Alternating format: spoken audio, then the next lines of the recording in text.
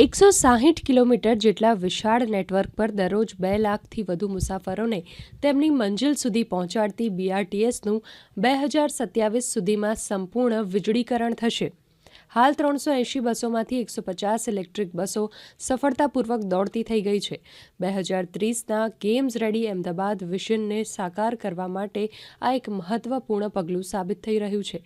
આ ઇલેક્ટ્રિક બસો કાર્બન ઉત્સર્જન ઘટાડા સાથે આરામદાયક મુસાફરીનો પણ અનુભવ કરાવે છે.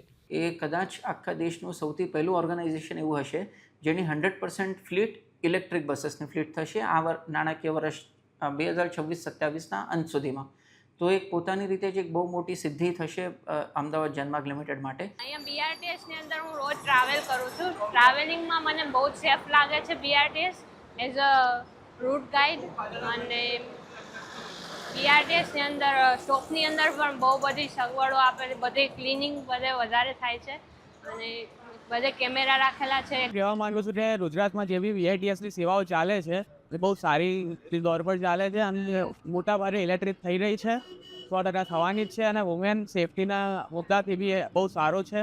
કોઈ વાંધો આવે છે નહીં. રાત્રે બી છોકરીઓ આરામથી ટ્રેવલ કરી શકે. સુરક્ષા માટે અદ્યતન હાઈટેક કમાન્ડ અને કંટ્રોલ સેન્ટર કાર્યરત છે, જ્યાંથી દરેક બસ અને સ્ટેશન પર રિયલ ટાઈમ સીસીટીવી મોનિટરિંગ થાય છે. ટિકિટિંગથી લઈને ઓપરેશન મેનેજમેન્ટ સુધીની તમામ પ્રક્રિયા હવે સંપૂર્ણપણે ડિજિટલ અને પારદર્શક છે. ટેકનોલોજી અને સંચાલનની સુવ્યવસ્થિતતા બીઆરટીએસને વધુ કાર્યક્ષમ અને વિશ્વસનીય બનાવી રહી છે.